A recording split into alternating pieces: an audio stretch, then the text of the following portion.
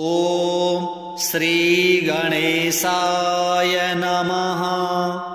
अथ श्री महालक्ष्मी स्तोत्र।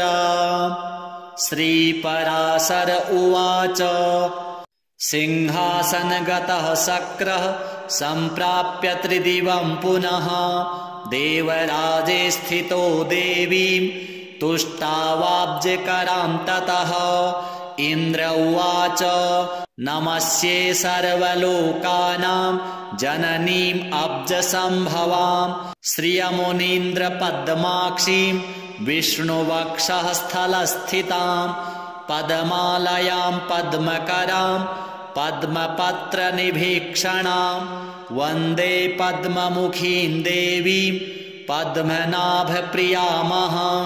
त्वं सिद्धिस्त्वं स्वधा स्वाहा सुधा त्वं लोकपावनी सन्ध्या रात्रिः प्रभाभूतिर्मेधा श्रद्धा सरस्वती यज्ञविद्या महाविद्या गुह्यविद्या च शोभने आत्मविद्या च देवी त्वं विमुक्तिफलदायिनी।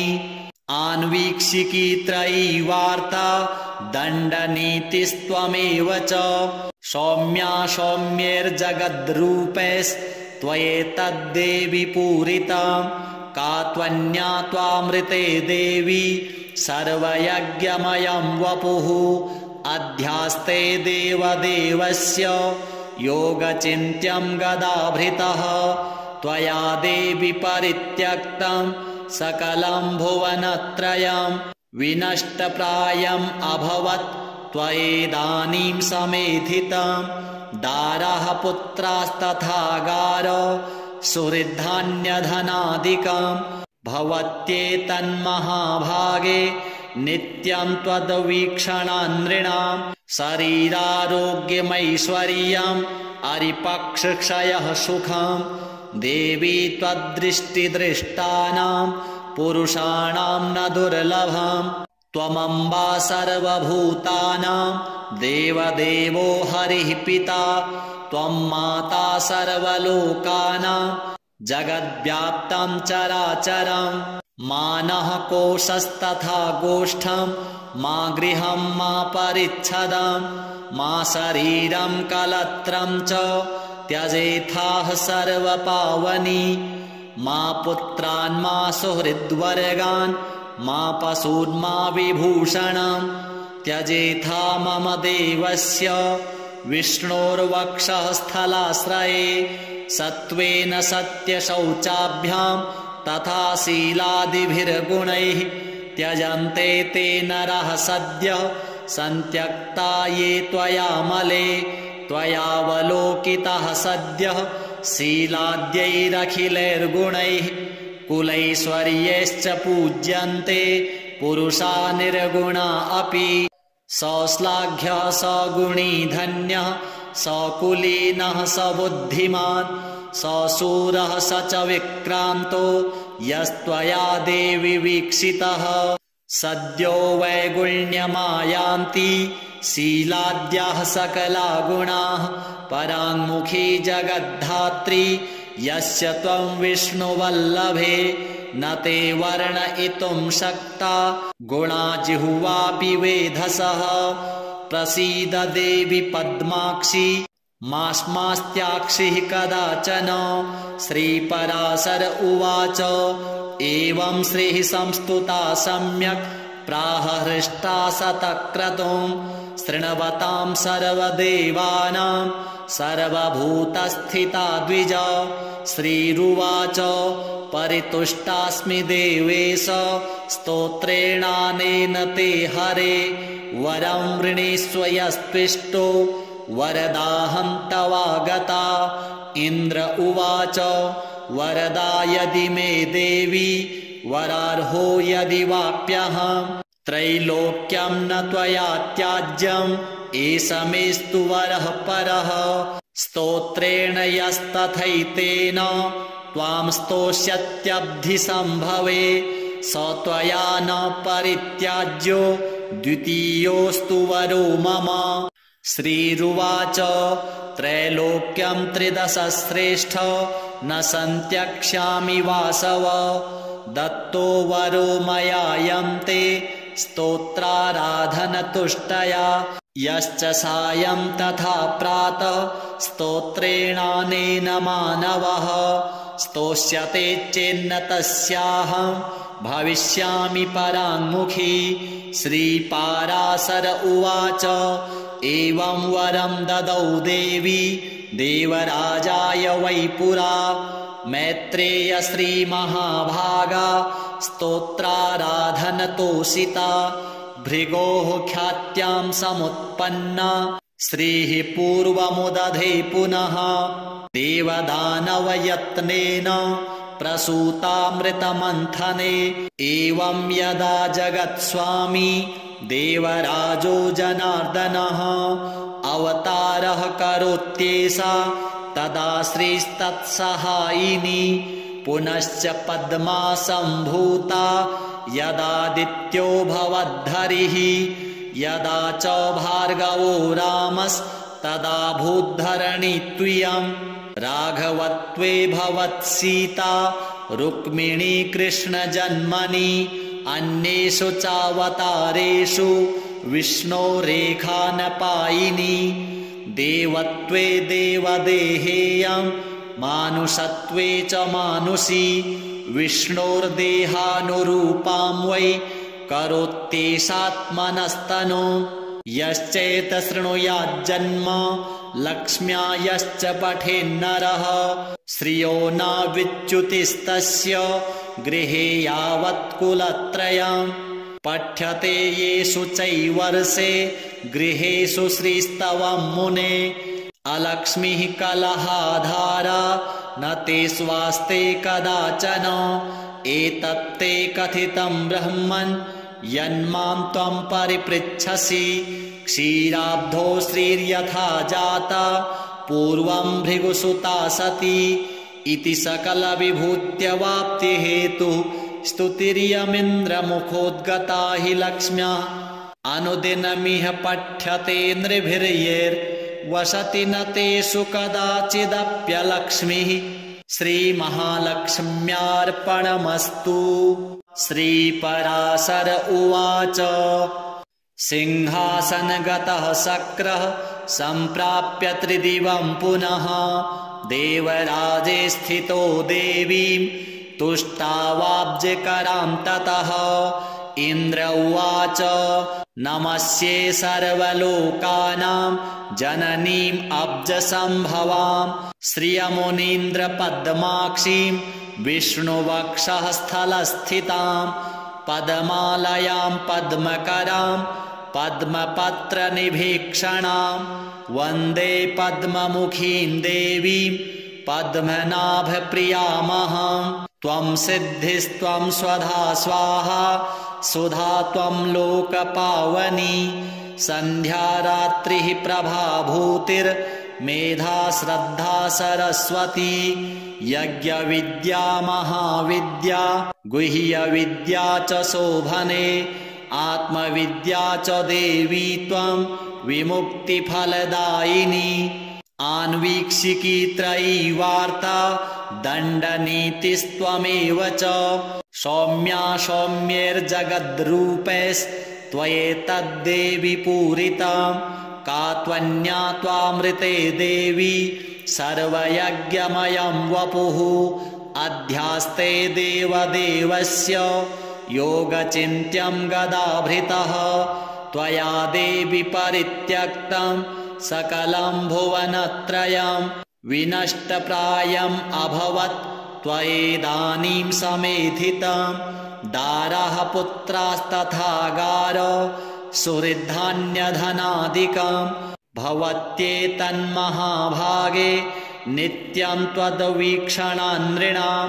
शरीरारोग्यमैश्वर्यम् अरिपक्षक्षयः सुखं देवी त्वद्दृष्टिदृष्टानां पुरुषाणां न दुर्लभं त्वमम्बा सर्वभूतानां देवदेवो हरिः पिता त्वं माता सर्वलोकानां जगद्व्याप्तं चराचरं मानः कोशस्तथा गोष्ठं मा गृहं मा परिच्छदं मा शरीरं कलत्रं च त्यजेथाः सर्वपावनी मा पुत्रान् मा सुहृद्वर्गान् मा पशून् मा विभूषणं त्यजेथा मम देवस्य विष्णोर्वक्षः स्थलाश्रये सत्त्वेन सत्यशौचाभ्यां तथा शीलादिभिर्गुणैः त्यजन्ते ते नरः सद्यः सन्त्यक्ता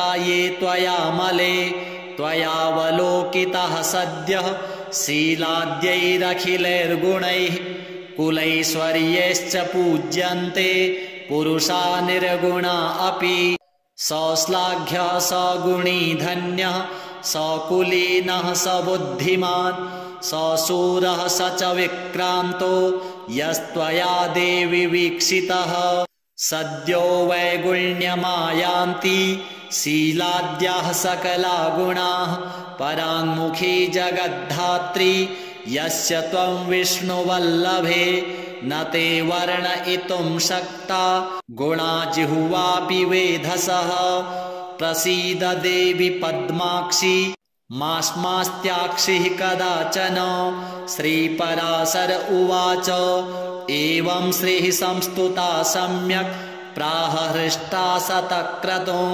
शृण्वतां सर्वदेवानां सर्वभूतस्थिता द्विजा श्रीरुवाच परितुष्टास्मि देवेश स्तोत्रेणानेन ते हरे वरं वृणीष्व यस्त्विष्टो वरदाहं तवागता इन्द्र उवाच वरदा यदि मे देवी वरार्हो यदि वाप्यहं त्रैलोक्यं न त्वया त्याज्यम् एष मेस्तु वरः परः स्तोत्रेण यस्तथैतेन त्वां स्तोष्यत्यब्धिसम्भवे स त्वया न परित्याज्यो द्वितीयोऽस्तु वरो मम श्रीरुवाच त्रैलोक्यं त्रिदशश्रेष्ठ न सन्त्यक्ष्यामि वासव दत्तो वरो मयायं ते स्तोत्राराधनतुष्टया यश्च सायं तथा प्रातः स्तोत्रेणानेन मानवः स्तोष्यते चेन्न तस्याहं भविष्यामि पराङ्मुखी श्रीपराशर उवाच एवं वरं ददौ देवी देवराजाय वै पुरा मैत्रेय श्रीमहाभागा स्तोत्राराधनतोषिता भृगोः ख्यात्यां समुत्पन्ना श्रीः पूर्वमुदधे पुनः देवदानवयत्नेन प्रसूतामृतमन्थने एवं यदा जगत्स्वामी देवराजो जनार्दनः अवतारः करोत्येषा तदा श्रीस्तत्सहायिनी पुनश्च पद्मा सम्भूता यदादित्यो भवद्धरिः यदा च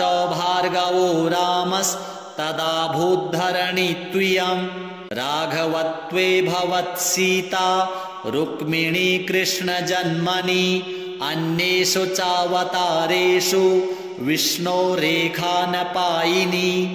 देवत्वे देवदेहेयं मानुषत्वे च मानुषी विष्णोर्देहानुरूपां वै करोत्येषात्मनस्तनो यश्चैतशृणुयाज्जन्म लक्ष्म्या यश्च पठेन्नरः श्रियो न विच्युतिस्तस्य गृहे यावत्कुलत्रयं पठ्यते येषु चैवर्षे गृहेषु श्रीस्तवं मुने अलक्ष्मीः कलहाधारा न ते स्वास्ते कदाचन एतत्ते कथितं ब्रह्मन् यन्मां त्वं परिपृच्छसि क्षीराब्धो श्रीर्यथा जाता पूर्वं भृगुसुता सती इति सकलविभूत्यवाप्तिहेतुः स्तुतिरियमिन्द्रमुखोद्गता हि लक्ष्म्या अनुदिनमिह पठ्यते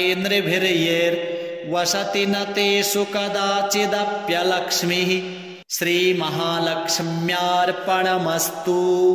श्रीपराशर उवाच सिंहासनगतः शक्रः सम्प्राप्य त्रिदिवं पुनः देवराजे स्थितो देवीं तुष्टावाब्जकरां ततः इन्द्र उवाच नमस्ये सर्वलोकानां जननीम् अब्जसम्भवां श्रियमुनीन्द्रपद्माक्षीं विष्णुवक्षःस्थलस्थितां पद्मालयां पद्मकरां पद्मपत्रनिभीक्षणां वन्दे पद्ममुखीं देवीं पद्मनाभप्रियामहं त्वं सिद्धिस्त्वं स्वधा स्वाहा सुधा त्वं लोकपावनी सन्ध्या रात्रिः प्रभाभूतिर्मेधा श्रद्धा सरस्वती यज्ञविद्या महाविद्या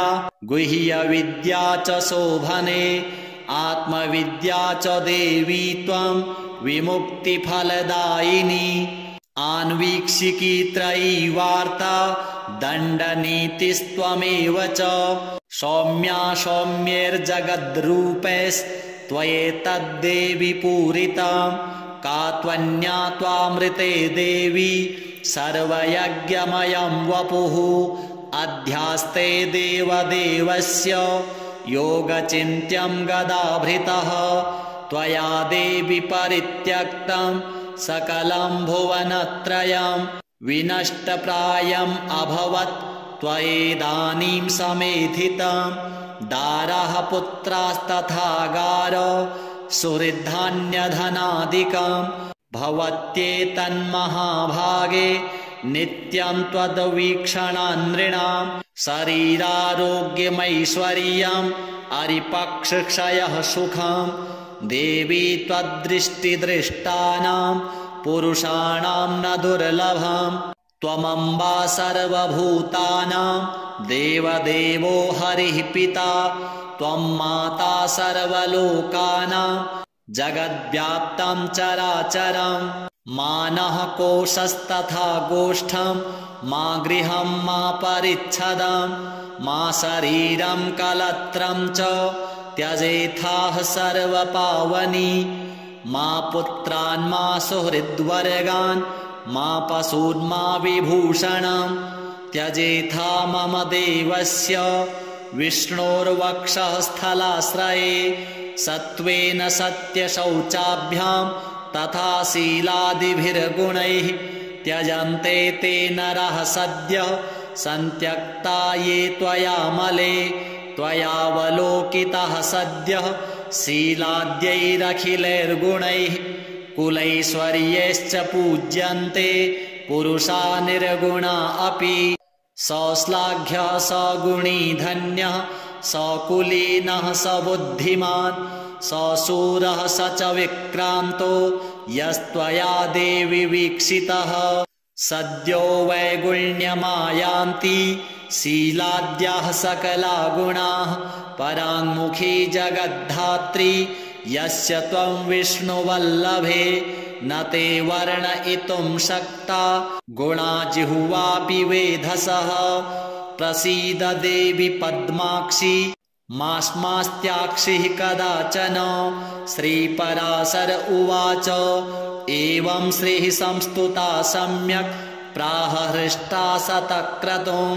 शृण्वतां सर्वदेवानां सर्वभूतस्थिता द्विज श्रीरुवाच परितुष्टास्मि देवेश स्तोत्रेणानेन ते हरे वरं वृणीष्व यस्त्विष्टो वरदाहं तवागता इन्द्र उवाच वरदा यदि मे देवी वरार्हो यदि वाप्यहं त्रैलोक्यं न त्वया त्याज्यम् एष मेस्तु वरः परः स्तोत्रेण यस्तथैतेन त्वां स्तोष्यत्यब्धिसम्भवे स त्वया न परित्याज्यो द्वितीयोऽस्तु वरो मम श्रीरुवाच त्रैलोक्यं त्रिदशश्रेष्ठ न सन्त्यक्ष्यामि वासव दत्तो वरो मयायं ते स्तोत्राराधनतुष्टया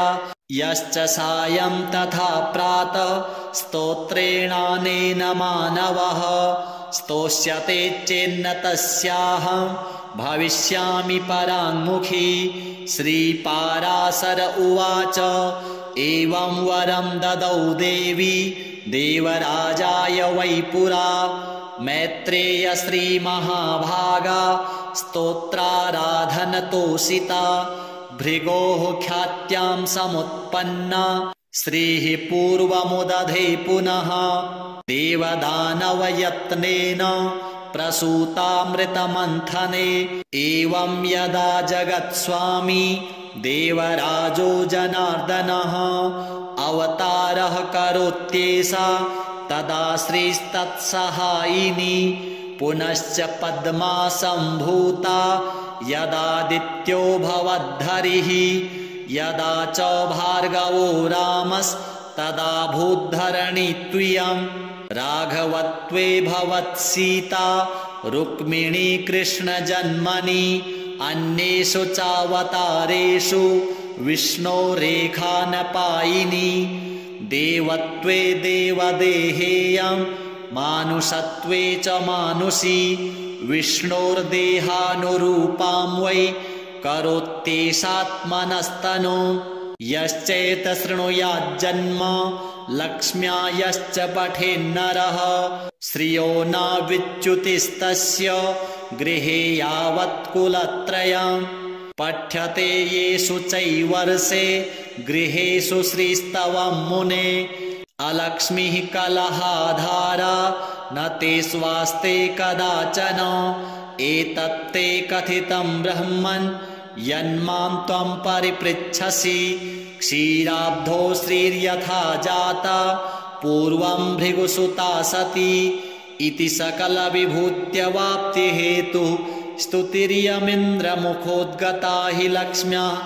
अनुदिनमिह पठ्यते नृभिर्यैर्वसति न तेषु कदाचिदप्यलक्ष्मीः। श्रीमहालक्ष्म्यार्पणमस्तु। श्रीपराशर उवाच सिंहासनगतः शक्रः सम्प्राप्य त्रिदिवं पुनः। देवराजे स्थितो देवीं तुष्टावाब्जकरां ततः। इन्द्र उवाच नमस्ये सर्वलोकानां जननीम् अब्जसम्भवां। श्रियमुनीन्द्रपद्माक्षीं विष्णुवक्षः स्थलस्थितां। पद्मालयां पद्मकरां पद्मपत्रनिभीक्षणां। वन्दे पद्ममुखीं देवीं पद्मनाभप्रियामहं। त्वं सिद्धिस्त्वं स्वधा स्वाहा सुधा त्वं लोकपावनी। सन्ध्या रात्रिः प्रभाभूतिर्मेधा श्रद्धा सरस्वती। यज्ञविद्या महाविद्या गुह्यविद्या च शोभने। आत्मविद्या च देवी त्वं विमुक्तिफलदायिनी। आन्वीक्षिकी त्रयी वार्ता दण्डनीतिस्त्वमेव च। सौम्या सौम्यैर्जगद्रूपैस्त्वयेतद्देवि पूरितां। का त्वन्या त्वामृते देवी सर्वयज्ञमयं वपुः। अध्यास्ते देवदेवस्य योगचिन्त्यं गदाभृतः। त्वया देवि परित्यक्तं सकलं भुवनत्रयं। विनष्टप्रायम् अभवत् त्वयेदानीं समेधितं। दारः पुत्रास्तथा गारो सुहृद्धान्यधनादिकं। भवत्येतन्महाभागे नित्यं त्वद्वीक्षणान्नृणां। शरीरारोग्यमैश्वर्यम् अरिपक्षक्षयः सुखं। देवी त्वद्दृष्टिदृष्टानां पुरुषाणां न दुर्लभम्। त्वमम्बा सर्वभूतानां देवदेवो हरिः पिता। त्वं माता सर्वलोकानां जगद्व्याप्तं चराचरं। मा नः कोशस्तथा गोष्ठं मा गृहं मा परिच्छदं। मा शरीरं कलत्रं च त्यजेथाः सर्वपावनी। मा पुत्रान् मा सुहृद्वर्गान् मा पशून् मा विभूषणम्। त्यजेथा मम देवस्य विष्णोर्वक्षः स्थलाश्रये सत्त्वेन सत्यशौचाभ्यां तथा शीलादिभिर्गुणैः त्यजन्ते ते नरः सद्यः सन्त्यक्ता ये त्वयामले त्वयावलोकितः सद्यः शीलाद्यैरखिलैर्गुणैः कुलैश्वर्यैश्च पूज्यन्ते पुरुषा निर्गुणा अपि सौश्लाघ्यः सगुणी धन्यः सकुलीनः स बुद्धिमान् सशूरः स च विक्रान्तो यस्त्वया देवि वीक्षितः सद्यो वैगुण्यमायान्ति शीलाद्याः सकला गुणाः पराङ्मुखी जगद्धात्री यस्य त्वं विष्णुवल्लभे न ते वर्णयितुं शक्ता गुणा जिह्वापि वेधसः प्रसीद देवि पद्माक्षी मास्मास्त्याक्षिः कदाचन श्रीपराशर उवाच एवं श्रीः संस्तुता सम्यक् प्राह हृष्टा शतक्रतुं शृण्वतां सर्वदेवानां सर्वभूतस्थिता द्विज श्रीरुवाच परितुष्टास्मि देवेश स्तोत्रेणानेन ते हरे वरं वृणीष्व यस्त्विष्टो वरदाहं तवागता इन्द्र उवाच वरदा यदि मे देवी वरार्हो यदि वाप्यहं त्रैलोक्यं न त्वया त्याज्यम् एष मेस्तु वरः परः स्तोत्रेण यस्तथैतेन त्वां स्तोष्यत्यब्धिसम्भवे स त्वया न परित्याज्यो द्वितीयोऽस्तु वरो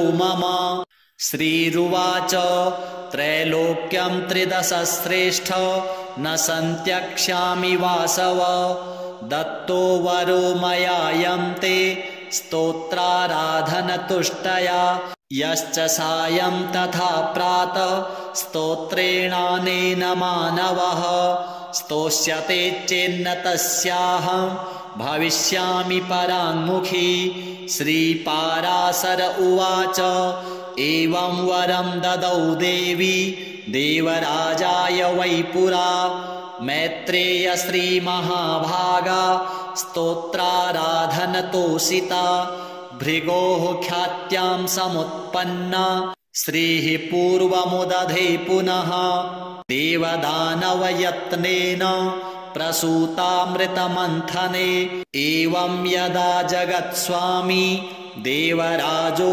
जनार्दनः अवतारः करोत्येषा तदा श्रीस्तत्सहायिनी पुनश्च पद्मा सम्भूता यदादित्यो भवद्धरिः यदा च भार्गवो रामस्तदा भूद्धरणि त्वियं राघवत्वे भवत्सीता रुक्मिणी कृष्णजन्मनि अन्येषु चावतारेषु विष्णोरेखानपायिनी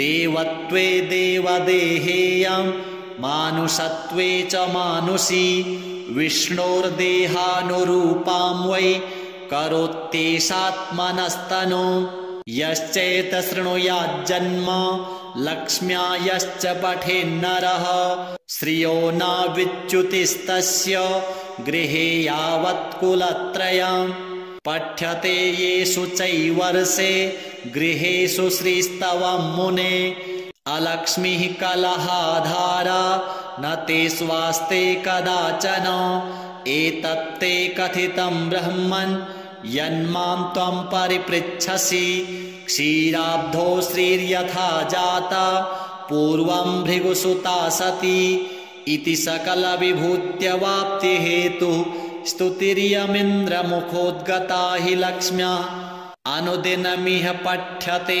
नृभिर्यैर्वसति न तेषु कदाचिदप्यलक्ष्मीः श्रीमहालक्ष्म्यार्पणमस्तु। श्रीपराशर उवाच सिंहासनगतः शक्रः सम्प्राप्य त्रिदिवं पुनः देवराजे स्थितो देवीं तुष्टावाब्जकरां ततः इन्द्र उवाच नमस्ये सर्वलोकानां जननीम् अब्जसम्भवां श्रियमुनीन्द्रपद्माक्षीं विष्णुवक्षःस्थलस्थितां पद्मालयां पद्मकरां पद्मपत्रनिभीक्षणां वन्दे पद्ममुखीं देवीं पद्मनाभप्रियामहं त्वं सिद्धिस्त्वं स्वधा स्वाहा सुधा त्वं लोकपावनी सन्ध्या रात्रिः प्रभाभूतिर्मेधा श्रद्धा सरस्वती यज्ञविद्या महाविद्या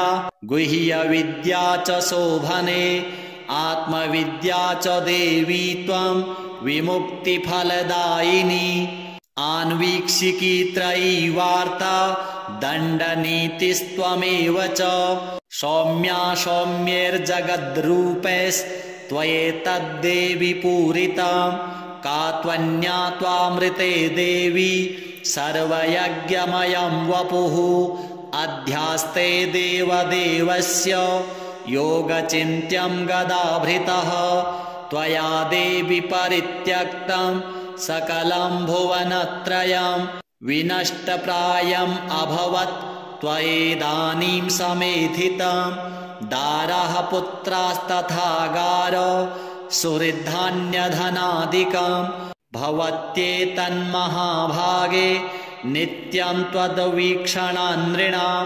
शरीरारोग्यमैश्वर्यम् अरिपक्षक्षयः सुखं देवी त्वद्दृष्टिदृष्टानां पुरुषाणां न दुर्लभं त्वमम्बा सर्वभूतानां देवदेवो हरिः पिता त्वं माता सर्वलोकानां जगद्व्याप्तं चराचरं मा नः कोशस्तथा गोष्ठं मा गृहं मा परिच्छदं मा शरीरं कलत्रं च त्यजेथाः सर्वपावनी मा पुत्रान् मा सुहृद्वर्गान् मा पशून् मा विभूषणं त्यजेथा मम देवस्य विष्णोर्वक्षःस्थलाश्रये सत्त्वेन सत्यशौचाभ्यां तथा शीलादिभिर्गुणैः त्यजन्ते ते नरः सद्यः सन्त्यक्ता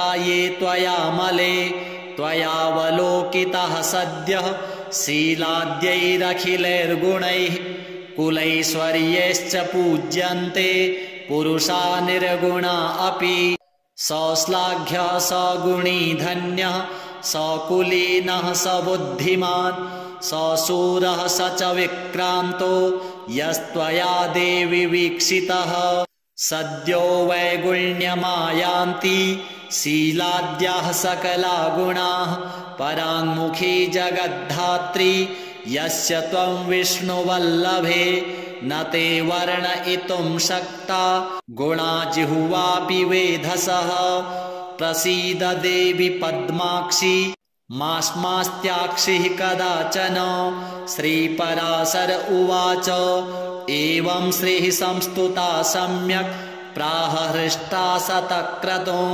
शृण्वतां सर्वदेवानां सर्वभूतस्थिता द्विज श्रीरुवाच परितुष्टास्मि देवेश स्तोत्रेणानेन ते हरे वरं वृणीष्व यस्त्विष्टो वरदाहं तवागता इन्द्र उवाच वरदा यदि मे देवी वरार्हो यदि वाप्यहं त्रैलोक्यं न त्वया त्याज्यम् एष मेस्तु वरः परः स्तोत्रेण यस्तथैतेन त्वां स्तोष्यत्यब्धिसम्भवे स त्वया न परित्याज्यो द्वितीयोऽस्तु वरो मम श्रीरुवाच त्रैलोक्यं त्रिदशश्रेष्ठ न सन्त्यक्ष्यामि वासव दत्तो वरो मयायं ते स्तोत्राराधनतुष्टया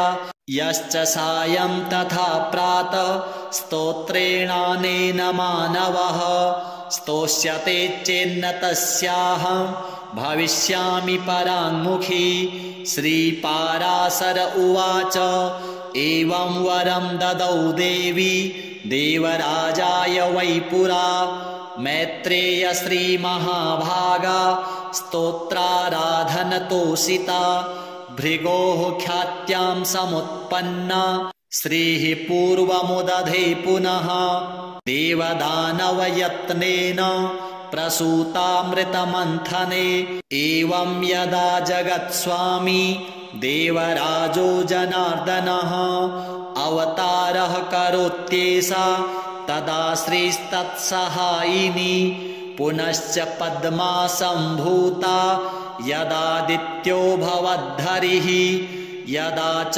भार्गवो रामस्तदा भूद्धरणी त्वियं राघवत्वे भवत्सीता रुक्मिणी कृष्णजन्मनि अन्येषु चावतारेषु विष्णोरेखानपायिनी देवत्वे देवदेहेयं मानुषत्वे च मानुषी विष्णोर्देहानुरूपां वै करोत्येषात्मनस्तनु यश्चैतशृणुयाज्जन्म लक्ष्म्या यश्च पठेन्नरः श्रियो न विच्युतिस्तस्य गृहे यावत्कुलत्रयं पठ्यते येषु चैवर्षे गृहेषु श्रीस्तवं मुने अलक्ष्मीः कलहाधारा न ते स्वास्ते कदाचन एतत्ते कथितं ब्रह्मन् यन्मां त्वं परिपृच्छसि क्षीराब्धो श्रीर्यथा जाता पूर्वं भृगुसुता सती इति सकलविभूत्यवाप्तिहेतुः स्तुतिरियमिन्द्रमुखोद्गता हि लक्ष्म्या अनुदिनमिह पठ्यते नृभिर्यैर्वसति न तेषु कदाचिदप्यलक्ष्मीः श्रीमहालक्ष्म्यार्पणमस्तु। श्रीपराशर उवाच सिंहासनगतः शक्रः सम्प्राप्य त्रिदिवं पुनः देवराजे स्थितो देवीं तुष्टावाब्जकरां ततः इन्द्र उवाच नमस्ये सर्वलोकानां जननीम् अब्जसम्भवां श्रियमुनीन्द्रपद्माक्षीं विष्णुवक्षः स्थलस्थितां पद्मालयां पद्मकरां पद्मपत्रनिभीक्षणां वन्दे पद्ममुखीं देवीं पद्मनाभप्रियामहं त्वं सिद्धिस्त्वं स्वधा स्वाहा सुधा त्वं लोकपावनी सन्ध्या रात्रिः प्रभाभूतिर्मेधा श्रद्धा सरस्वती यज्ञविद्या महाविद्या गुह्यविद्या च शोभने आत्मविद्या च देवी त्वं विमुक्तिफलदायिनी आन्वीक्षिकी त्रयी वार्ता दण्डनीतिस्त्वमेव च सौम्या सौम्यैर्जगद्रूपैस्त्वयेतद्देवि पूरितां का त्वन्या त्वामृते देवी सर्वयज्ञमयं वपुः अध्यास्ते देवदेवस्य योगचिन्त्यं गदाभृतः त्वया देवि परित्यक्तं सकलं भुवनत्रयं विनष्टप्रायम् अभवत् त्वयेदानीं समेधितं दारः पुत्रास्तथा गारो सुहृद्धान्यधनादिकं भवत्येतन्महाभागे नित्यं त्वद्वीक्षणान्नृणां शरीरारोग्यमैश्वर्यम् अरिपक्षक्षयः सुखं देवी त्वद्दृष्टिदृष्टानां पुरुषाणां न दुर्लभं त्वमम्बा सर्वभूतानां देवदेवो हरिः पिता त्वं माता सर्वलोकानां जगद्व्याप्तं चराचरं मा नः कोशस्तथा गोष्ठं मा गृहं मा परिच्छदं मा शरीरं कलत्रं च त्यजेथाः सर्वपावनी मा पुत्रान् मा सुहृद्वर्गान् मा पशून् मा विभूषणं त्यजेथा मम देवस्य विष्णोर्वक्षः स्थलाश्रये सत्त्वेन सत्यशौचाभ्यां तथा शीलादिभिर्गुणैः त्यजन्ते ते नरः सद्यः सन्त्यक्ता ये त्वयामले त्वयावलोकितः सद्यः शीलाद्यैरखिलैर्गुणैः कुलैश्वर्यैश्च पूज्यन्ते पुरुषा निर्गुणा अपि सौश्लाघ्यः सगुणी धन्यः सकुलीनः स बुद्धिमान् सशूरः स च विक्रान्तो यस्त्वया देवि वीक्षितः सद्यो वैगुण्यमायान्ति शीलाद्याः सकला गुणाः पराङ्मुखी जगद्धात्री यस्य त्वं विष्णुवल्लभे न ते वर्णयितुं शक्ता गुणा जिह्वापि वेधसः प्रसीद देवि पद्माक्षी मास्मास्त्याक्षिः कदाचन श्रीपराशर उवाच एवं श्रीः संस्तुता सम्यक् प्राह हृष्टा शतक्रतुं शृण्वतां सर्वदेवानां सर्वभूतस्थिता द्विज श्रीरुवाच परितुष्टास्मि देवेश स्तोत्रेणानेन ते हरे वरं वृणीष्व यस्त्विष्टो वरदाहं तवागता इन्द्र उवाच वरदा यदि मे देवी वरार्हो यदि वाप्यहं त्रैलोक्यं न त्वया त्याज्यम् एष मेस्तु वरः परः स्तोत्रेण यस्तथैतेन त्वां स्तोष्यत्यब्धिसम्भवे स त्वया न परित्याज्यो द्वितीयोऽस्तु वरो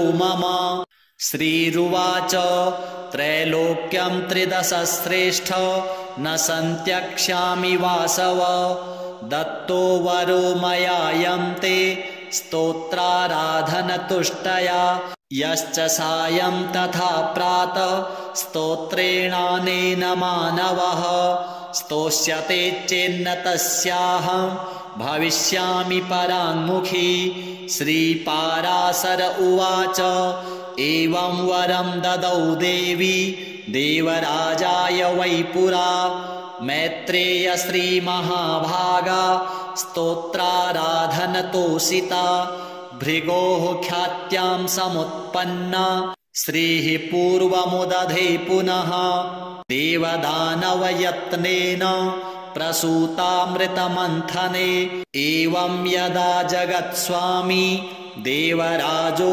जनार्दनः अवतारः करोत्येषा तदा श्रीस्तत्सहायिनी पुनश्च पद्मा सम्भूता यदादित्यो भवद्धरिः यदा च भार्गवो रामस्तदा भूद्धरणि त्वियं राघवत्वे भवत्सीता रुक्मिणी कृष्णजन्मनि अन्येषु चावतारेषु विष्णोरेखानपायिनी देवत्वे देवदेहेयं मानुषत्वे च मानुषी विष्णोर्देहानुरूपां वै करोत्येषात्मनस्तनु यश्चैतशृणुयाज्जन्म लक्ष्म्या यश्च पठेन्नरः श्रियो न विच्युतिस्तस्य गृहे यावत्कुलत्रयं पठ्यते येषु चैवर्षे गृहेषु श्रीस्तवं मुने अलक्ष्मीः कलहाधारा न ते स्वास्ते कदाचन एतत्ते कथितं ब्रह्मन् यन्मां त्वं परिपृच्छसि क्षीराब्धो श्रीर्यथा जाता पूर्वं भृगुसुता सती इति सकलविभूत्यवाप्तिहेतुः स्तुतिर्यमिन्द्रमुखोद्गता हि लक्ष्म्या अनुदिनमिह पठ्यते नृभिर्यैर्वसति न तेषु कदाचिदप्यलक्ष्मीः श्रीमहालक्ष्म्यार्पणमस्तु। श्रीपराशर उवाच सिंहासनगतः शक्रः सम्प्राप्य त्रिदिवं पुनः देवराजे स्थितो देवीं तुष्टावाब्जकरां ततः इन्द्र उवाच नमस्ये सर्वलोकानां जननीम् अब्जसम्भवां श्रियमुनीन्द्रपद्माक्षीं विष्णुवक्षः स्थलस्थितां पद्मालयां पद्मकरां पद्मपत्रनिभीक्षणां वन्दे पद्ममुखीं देवीं पद्मनाभप्रियामहं त्वं सिद्धिस्त्वं स्वधा स्वाहा सुधा त्वं लोकपावनी सन्ध्या रात्रिः प्रभाभूतिर्मेधा श्रद्धा सरस्वती यज्ञविद्या महाविद्या गुह्यविद्या च शोभने आत्मविद्या च देवी त्वं विमुक्तिफलदायिनी आन्वीक्षिकी त्रयी वार्ता दण्डनीतिस्त्वमेव च सौम्या सौम्यैर्जगद्रूपैस्त्वयेतद्देवि पूरितां का त्वन्या त्वामृते देवी सर्वयज्ञमयं वपुः अध्यास्ते देवदेवस्य योगचिन्त्यं गदाभृतः त्वया देवि परित्यक्तं सकलं भुवनत्रयं विनष्टप्रायम् अभवत् त्वयेदानीं समेधितं दारः पुत्रास्तथा गारो सुहृद्धान्यधनादिकं भवत्येतन्महाभागे नित्यं त्वद्वीक्षणान्नृणां शरीरारोग्यमैश्वर्यम् अरिपक्षक्षयः सुखं देवी त्वद्दृष्टिदृष्टानां पुरुषाणां न दुर्लभं त्वमम्बा सर्वभूतानां देवदेवो हरिः पिता त्वं माता सर्वलोकानां जगद्व्याप्तं चराचरं मा नः कोशस्तथा गोष्ठं मा गृहं मा परिच्छदं मा शरीरं कलत्रं च त्यजेथाः सर्वपावनी मा पुत्रान् मा सुहृद्वर्गान् मा पशून् मा विभूषणं त्यजेथा मम देवस्य विष्णोर्वक्षः स्थलाश्रये सत्त्वेन सत्यशौचाभ्यां तथा शीलादिभिर्गुणैः त्यजन्ते ते नरः सद्यः सन्त्यक्ता ये त्वयामले त्वयावलोकितः सद्यः शीलाद्यैरखिलैर्गुणैः कुलैश्वर्यैश्च पूज्यन्ते पुरुषा निर्गुणा अपि सौश्लाघ्यः सगुणी धन्यः सकुलीनः स बुद्धिमान् सशूरः स च विक्रान्तो यस्त्वया देवि वीक्षितः सद्यो वैगुण्यमायान्ति शीलाद्याः सकला गुणाः पराङ्मुखी जगद्धात्री यस्य त्वं विष्णुवल्लभे न ते वर्णयितुं शक्ता गुणा जिह्वापि वेधसः प्रसीद देवि पद्माक्षी मास्मास्त्याक्षिः कदाचन श्रीपराशर उवाच एवं श्रीः संस्तुता सम्यक् प्राह हृष्टा शतक्रतुं शृण्वतां सर्वदेवानां सर्वभूतस्थिता द्विज श्रीरुवाच परितुष्टास्मि देवेश स्तोत्रेणानेन ते हरे वरं वृणीष्व यस्त्विष्टो वरदाहं तवागता इन्द्र उवाच वरदा यदि मे देवी वरार्हो यदि वाप्यहं त्रैलोक्यं न त्वया त्याज्यम् एष मेस्तु वरः परः स्तोत्रेण यस्तथैतेन त्वां स्तोष्यत्यब्धिसम्भवे स त्वया न परित्याज्यो द्वितीयोऽस्तु वरो मम श्रीरुवाच त्रैलोक्यं त्रिदशश्रेष्ठ न सन्त्यक्ष्यामि वासव दत्तो वरो मयायं ते स्तोत्राराधनतुष्टया यश्च सायं तथा प्रातः स्तोत्रेणानेन मानवः स्तोष्यते चेन्न तस्याहं भविष्यामि पराङ्मुखी श्रीपराशर उवाच एवं वरं ददौ देवी देवराजाय वै पुरा मैत्रेय श्रीमहाभागा स्तोत्राराधनतोषिता भृगोः ख्यात्यां समुत्पन्ना श्रीः पूर्वमुदधे पुनः देवदानवयत्नेन प्रसूतामृतमन्थने। एवं यदा जगत्स्वामी देवराजो जनार्दनः अवतारः करोत्येषा तदा श्रीस्तत्सहायिनी। पुनश्च पद्मा सम्भूता यदादित्यो भवद्धरिः। यदा च भार्गवो रामस्तदा भूद्धरणी त्वियं। राघवत्वे भवत्सीता रुक्मिणी कृष्णजन्मनि। अन्येषु चावतारेषु विष्णोरेखानपायिनी। देवत्वे देवदेहेयं मानुषत्वे च मानुषी। विष्णोर्देहानुरूपां वै करोत्येषात्मनस्तनु। यश्चैतशृणुयाज्जन्म लक्ष्म्या यश्च पठेन्नरः। श्रियो न विच्युतिस्तस्य गृहे यावत्कुलत्रयम्। पठ्यते येषु चैवर्षे गृहेषु श्रीस्तवं मुने। अलक्ष्मीः कलहाधारा न ते स्वास्ते कदाचन। एतत्ते कथितं ब्रह्मन् यन्मां त्वं परिपृच्छसि। क्षीराब्धो श्रीर्यथा जाता पूर्वं भृगुसुता सती।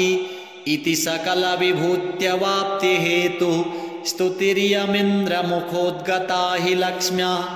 अनुदिनमिह पठ्यते नृभिर्यैर्वसति न तेषु कदाचिदप्यलक्ष्मीः।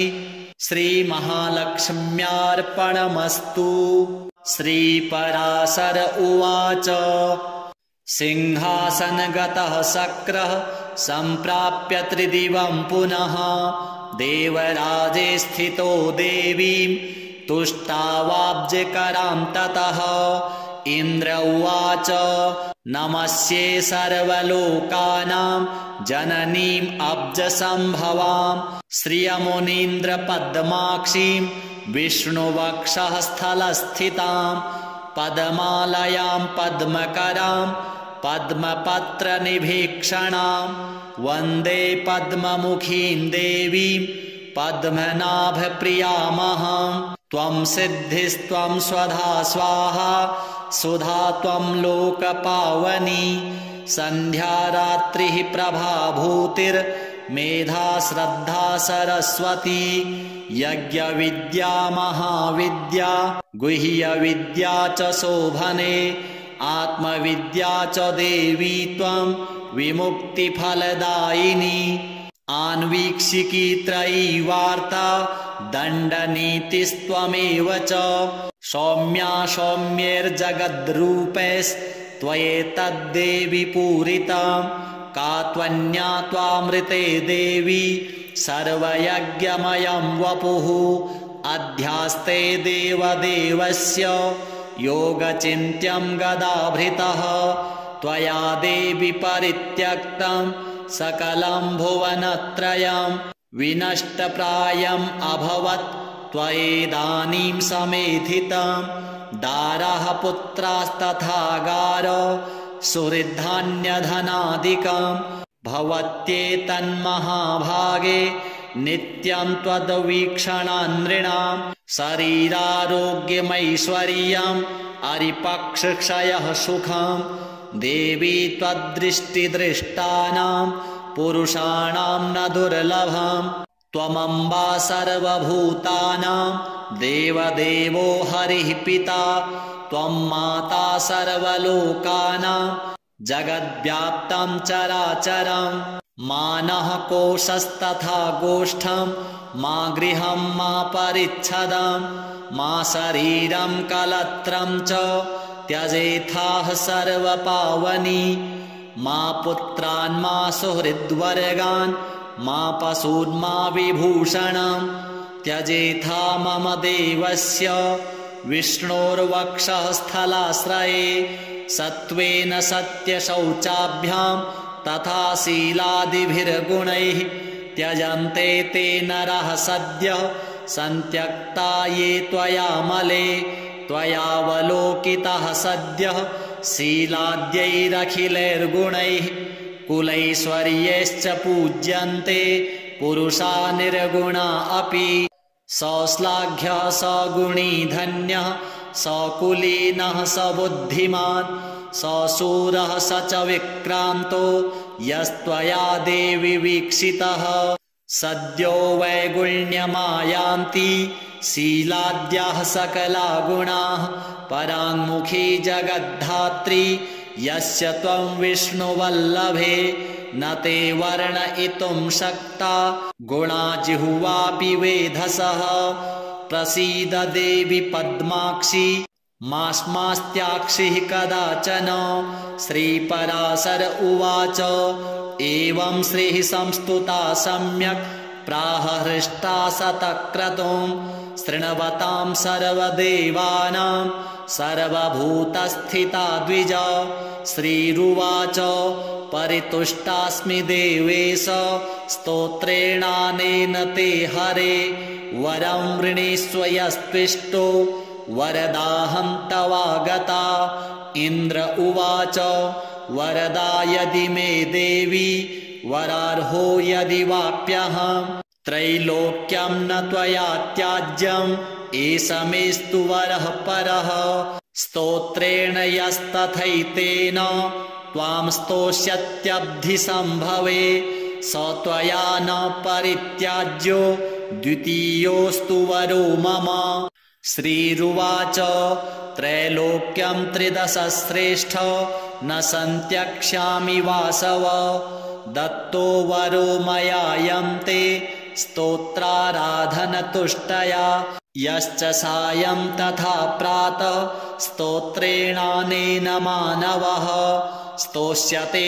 चेन्न तस्याहं भविष्यामि पराङ्मुखी श्रीपराशर उवाच एवं वरं ददौ देवी देवराजाय वै पुरा मैत्रेय श्रीमहाभागा स्तोत्राराधनतोषिता भृगोः ख्यात्यां समुत्पन्ना श्रीः पूर्वमुदधे पुनः देवदानवयत्नेन प्रसूतामृतमन्थने एवं यदा जगत्स्वामी देवराजो जनार्दनः अवतारः करोत्येषा तदा श्रीस्तत्सहायिनी पुनश्च पद्मा सम्भूता यदादित्यो भवद्धरिः यदा च भार्गवो रामस्तदा भूद्धरणि त्वियं राघवत्वे भवत्सीता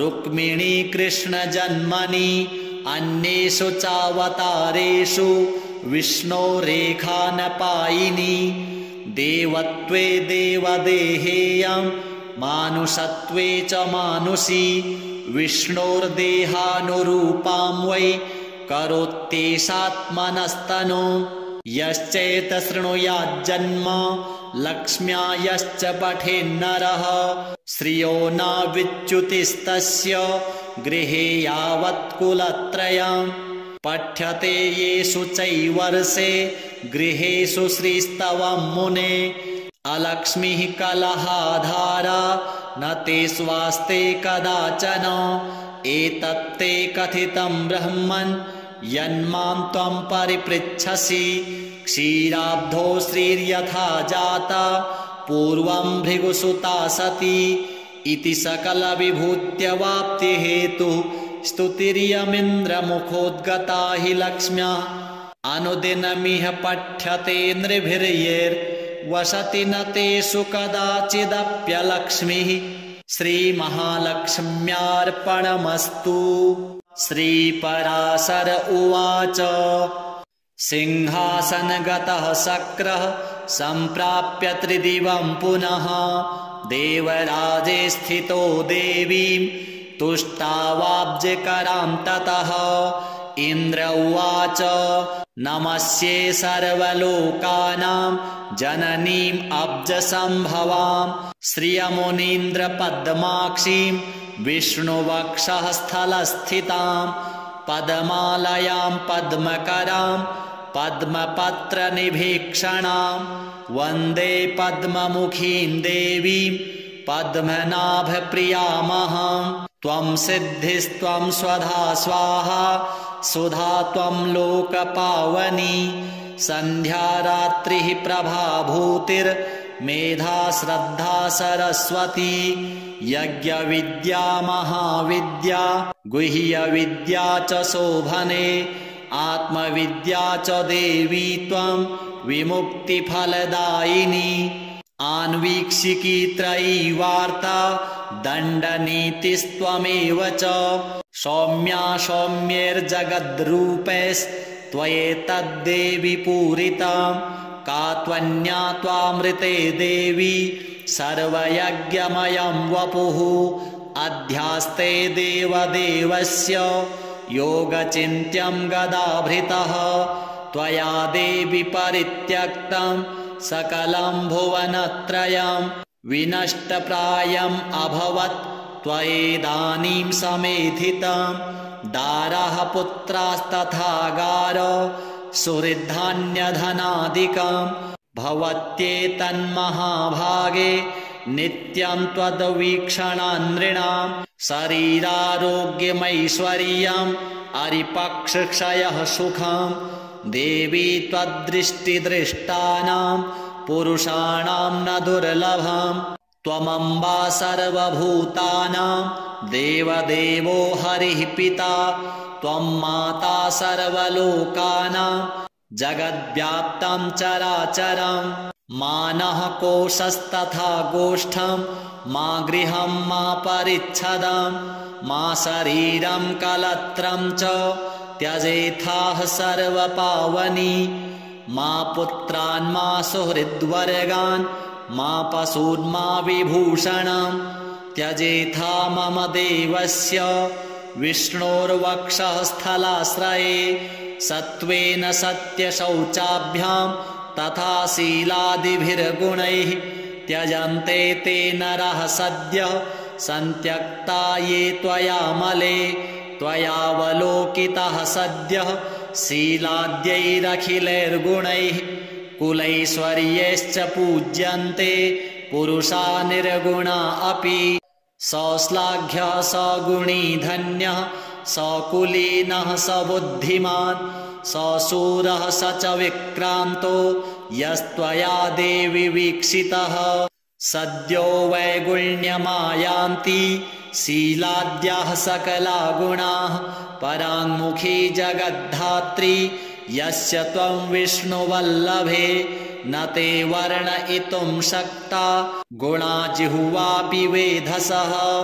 प्रसीद देवि पद्माक्षी मास्मास्त्याक्षिः कदाचन श्रीपराशर उवाच एवं श्रीः संस्तुता सम्यक् प्राह हृष्टा शतक्रतुं शृण्वतां सर्वदेवानां सर्वभूतस्थिता द्विज श्रीरुवाच परितुष्टास्मि देवेश स्तोत्रेणानेन ते हरे वरं वृणीष्व यस्त्विष्टो वरदाहं तवागता इन्द्र उवाच वरदा यदि मे देवी वरार्हो यदि वाप्यहं त्रैलोक्यं न त्वया त्याज्यम् एष मेस्तु वरः परः स्तोत्रेण यस्तथैतेन त्वां स्तोष्यत्यब्धिसम्भवे स त्वया न परित्याज्यो द्वितीयोऽस्तु वरो मम श्रीरुवाच त्रैलोक्यं त्रिदशश्रेष्ठ न सन्त्यक्ष्यामि वासव दत्तो वरो मयायं ते स्तोत्राराधनतुष्टया यश्च सायं तथा प्रातः स्तोत्रेणानेन मानवः स्तोष्यते चेन्न तस्याहं भविष्यामि पराङ्मुखी श्रीपराशर उवाच एवं वरं ददौ देवी देवराजाय वै पुरा मैत्रेय श्रीमहाभागा स्तोत्राराधनतोषिता भृगोः ख्यात्यां समुत्पन्ना श्रीः पूर्वमुदधे पुनः देवदानवयत्नेन प्रसूतामृतमन्थने एवं यदा जगत्स्वामी देवराजो जनार्दनः अवतारः करोत्येषा तदा श्रीस्तत्सहायिनी पुनश्च पद्मा सम्भूता यदादित्यो भवद्धरिः यदा च भार्गवो रामस्तदा भूद्धरणी त्वियम् राघवत्वे भवत्सीता रुक्मिणी कृष्णजन्मनि अन्येषु चावतारेषु विष्णोरेखानपायिनी देवत्वे देवदेहेयं मानुषत्वे च मानुषी विष्णोर्देहानुरूपां वै करोत्येषात्मनस्तनु यश्चैतशृणुयाज्जन्म लक्ष्म्या यश्च पठेन्नरः श्रियो न विच्युतिस्तस्य गृहे यावत्कुलत्रयम् पठ्यते येषु चैवर्षे गृहेषु श्रीस्तवं मुने अलक्ष्मीः कलहाधारा न ते स्वास्ते कदाचन एतत्ते कथितं ब्रह्मन् यन्मां त्वं परिपृच्छसि क्षीराब्धो श्रीर्यथा जाता पूर्वं भृगुसुता सती इति सकलविभूत्यवाप्तिहेतुः स्तुतिरियमिन्द्रमुखोद्गता हि लक्ष्म्या अनुदिनमिह पठ्यते नृभिर्यैर्वसति न तेषु कदाचिदप्यलक्ष्मीः श्रीमहालक्ष्म्यार्पणमस्तु। श्रीपराशर उवाच सिंहासनगतः शक्रः सम्प्राप्य त्रिदिवं पुनः देवराजे स्थितो देवीं तुष्टावाब्जकरां ततः इन्द्र उवाच नमस्ये सर्वलोकानां जननीम् अब्जसम्भवां श्रियमुनीन्द्रपद्माक्षीं विष्णुवक्षःस्थलस्थितां पद्मालयां पद्मकरां पद्मपत्रनिभीक्षणां वन्दे पद्ममुखीं देवीं पद्मनाभप्रियामहं त्वं सिद्धिस्त्वं स्वधा स्वाहा सुधा त्वं लोकपावनी सन्ध्या रात्रिः प्रभाभूतिर्मेधा श्रद्धा सरस्वती यज्ञविद्या महाविद्या गुह्यविद्या च शोभने आत्मविद्या च देवी त्वं विमुक्तिफलदायिनी आन्वीक्षिकी त्रयी वार्ता दण्डनीतिस्त्वमेव च सौम्या सौम्यैर्जगद्रूपैस्त्वयेतद्देवि पूरितां का त्वन्या त्वामृते देवी सर्वयज्ञमयं वपुः अध्यास्ते देवदेवस्य योगचिन्त्यं गदाभृतः त्वया देवि परित्यक्तं सकलं भुवनत्रयं विनष्टप्रायम् अभवत् त्वयेदानीं समेधितं दारः पुत्रास्तथा गारो सुहृद्धान्यधनादिकं भवत्येतन्महाभागे नित्यं त्वद्वीक्षणान्नृणां शरीरारोग्यमैश्वर्यम् अरिपक्षक्षयः सुखं देवी त्वद्दृष्टिदृष्टानां पुरुषाणां न दुर्लभं त्वमम्बा सर्वभूतानां देवदेवो हरिः पिता त्वं माता सर्वलोकानां जगद्व्याप्तं चराचरं मा नः कोशस्तथा गोष्ठं मा गृहं मा परिच्छदं मा शरीरं कलत्रं च त्यजेथाः सर्वपावनी मा पुत्रान् मा सुहृद्वर्गान् मा पशून् मा विभूषणं त्यजेथा मम देवस्य विष्णोर्वक्षःस्थलाश्रये सत्त्वेन सत्यशौचाभ्यां तथा शीलादिभिर्गुणैः त्यजन्ते ते नरः सद्यः सन्त्यक्ता ये त्वयामले त्वयावलोकितः सद्यः शीलाद्यैरखिलैर्गुणैः कुलैश्वर्यैश्च पूज्यन्ते पुरुषा निर्गुणा अपि सौश्लाघ्यः सगुणी धन्यः सकुलीनः सबुद्धिमान् सशूरः स च विक्रान्तो यस्त्वया देवि वीक्षितः सद्यो वैगुण्यमायान्ति शीलाद्याः सकला गुणाः पराङ्मुखी जगद्धात्री यस्य त्वं विष्णुवल्लभे न ते वर्णयितुं शक्ता गुणा जिह्वापि वेधसः प्रसीद देवि पद्माक्षी मास्मास्त्याक्षिः कदाचन। श्रीपराशर उवाच एवं श्रीः संस्तुता सम्यक् प्राह हृष्टा शतक्रतुं शृण्वतां सर्वदेवानां सर्वभूतस्थिता द्विज। श्रीरुवाच परितुष्टास्मि देवेश स्तोत्रेणानेन ते हरे वरं वृणीष्व यस्त्विष्टो वरदाहं तवागता।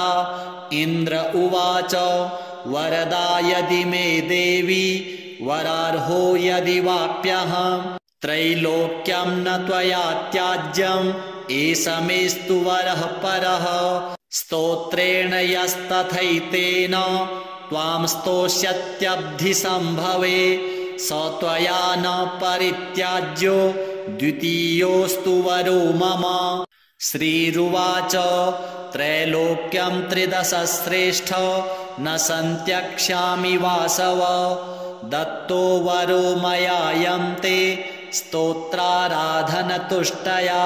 यश्च सायं तथा प्रातः स्तोत्रेणानेन मानवः स्तोष्यते चेन्न तस्याहं भविष्यामि पराङ्मुखी। श्रीपराशर उवाच एवं वरं ददौ देवी देवराजाय वै पुरा मैत्रेय श्रीमहाभागा स्तोत्राराधनतोषिता। भृगोः ख्यात्यां समुत्पन्ना श्रीः पूर्वमुदधे पुनः देवदानवयत्नेन प्रसूतामृतमन्थने। एवं यदा जगत्स्वामी देवराजो जनार्दनः अवतारः करोत्येषा तदा श्रीस्तत्सहायिनी। पुनश्च पद्मा सम्भूता यदादित्यो भवद्धरिः यदा च भार्गवो रामस्तदा भूद्धरणी त्वियं। राघवत्वे भवत्सीता रुक्मिणी कृष्णजन्मनि अन्येषु चावतारेषु विष्णोरेखानपायिनी। देवत्वे देवदेहेयं मानुषत्वे च मानुषी विष्णोर्देहानुरूपां वै करोत्येषात्मनस्तनु। यश्चैतशृणुयाज्जन्म लक्ष्म्या यश्च पठेन्नरः श्रियो न विच्युतिस्तस्य गृहे यावत्कुलत्रयं। पठ्यते येषु चैवर्षे गृहेषु श्रीस्तवं मुने अलक्ष्मीः कलहाधारा न ते स्वास्ते कदाचन। एतत्ते कथितं ब्रह्मन् यन्मां त्वं परिपृच्छसि क्षीराब्धो श्रीर्यथा जाता पूर्वं भृगुसुता सती इति सकलविभूत्यवाप्तिहेतुः स्तुतिर्यमिन्द्रमुखोद्गता हि लक्ष्म्या अनुदिनमिह पठ्यते नृभिर्यैर्वसति न तेषु कदाचिदप्यलक्ष्मीः। श्रीमहालक्ष्म्यार्पणमस्तु। श्रीपराशर उवाच सिंहासनगतः शक्रः सम्प्राप्य त्रिदिवं पुनः देवराजे स्थितो देवीं तुष्टावाब्जकरां ततः। इन्द्र उवाच नमस्ये सर्वलोकानां जननीम् अब्जसम्भवां श्रियमुनीन्द्रपद्माक्षीं विष्णुवक्षःस्थलस्थितां पद्मालयां पद्मकरां पद्मपत्रनिभीक्षणां वन्दे पद्ममुखीं देवीं पद्मनाभप्रियामहं। त्वं सिद्धिस्त्वं स्वधा स्वाहा सुधा त्वं लोकपावनी सन्ध्या रात्रिः प्रभाभूतिर् मेधा श्रद्धा सरस्वती यज्ञविद्या महाविद्या गुह्यविद्या च शोभने आत्मविद्या च देवी त्वं विमुक्तिफलदायिनी आन्वीक्षिकी त्रयी वार्ता दण्डनीतिस्त्वमेव च सौम्या सौम्यैर्जगद्रूपैस्त्वयेतद्देवि पूरितां का त्वन्या त्वामृते देवी सर्वयज्ञमयं वपुः अध्यास्ते देवदेवस्य योगचिन्त्यं गदाभृतः त्वया देवि परित्यक्तं सकलं भुवनत्रयं विनष्टप्रायम् अभवत्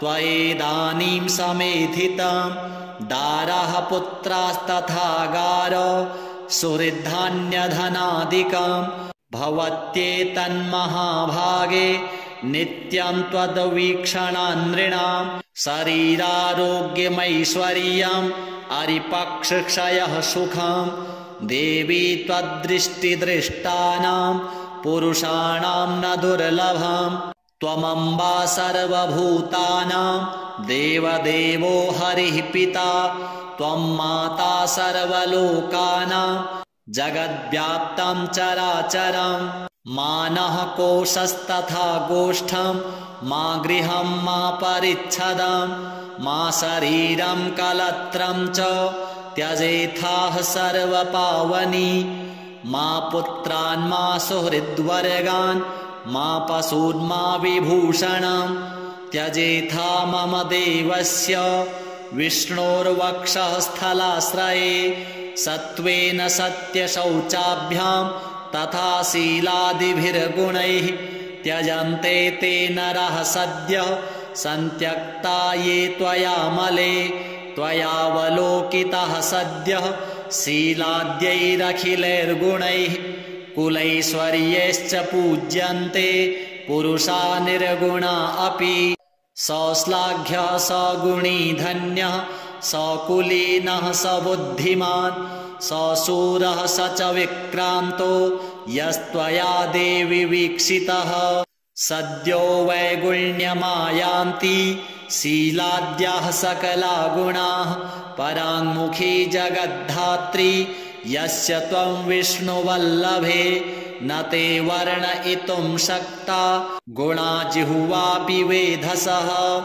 प्रसीद देवि पद्माक्षी मास्मास्त्याक्षिः कदाचन श्रीपराशर उवाच एवं श्रीः संस्तुता सम्यक् प्राह हृष्टा शतक्रतुं शृण्वतां सर्वदेवानां सर्वभूतस्थिता द्विज श्रीरुवाच परितुष्टास्मि देवेश स्तोत्रेणानेन ते हरे वरं वृणीष्व यस्त्विष्टो वरदाहं तवागता इन्द्र उवाच वरदा यदि मे देवी वरार्हो यदि वाप्यहं त्रैलोक्यं न त्वया त्याज्यम् एष मेस्तु वरः परः स्तोत्रेण यस्तथैतेन त्वां स्तोष्यत्यब्धिसम्भवे स त्वया न परित्याज्यो द्वितीयोऽस्तु वरो मम श्रीरुवाच त्रैलोक्यं त्रिदशश्रेष्ठ न सन्त्यक्ष्यामि वासव दत्तो वरो मयायं ते स्तोत्राराधनतुष्टया यश्च सायं तथा प्रातः स्तोत्रेणानेन मानवः स्तोष्यते चेन्न तस्याहं भविष्यामि पराङ्मुखी श्रीपराशर उवाच एवं वरं ददौ देवी देवराजाय वै पुरा मैत्रेय श्रीमहाभागा स्तोत्राराधनतोषिता भृगोः ख्यात्यां समुत्पन्ना श्रीः पूर्वमुदधे पुनः देवदानवयत्नेन प्रसूतामृतमन्थने एवं यदा जगत्स्वामी देवराजो जनार्दनः अवतारः करोत्येषा तदा श्रीस्तत्सहायिनी पुनश्च पद्मा सम्भूता यदादित्यो भवद्धरिः यदा च भार्गवो रामस्तदा भूद्धरणी त्वियम् राघवत्वे भवत्सीता रुक्मिणी कृष्णजन्मनि अन्येषु चावतारेषु विष्णोरेखानपायिनी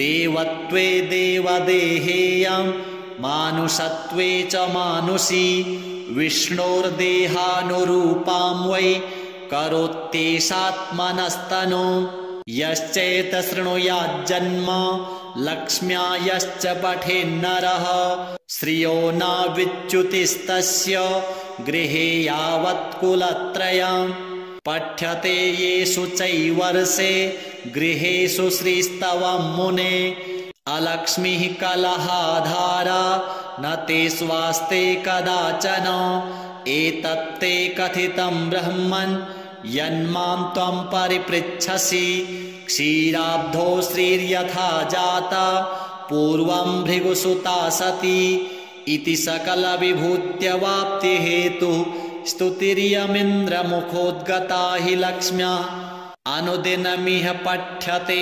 नृभिर्यैर्वसति न तेषु कदाचिदप्यलक्ष्मीः श्रीमहालक्ष्म्यार्पणमस्तु।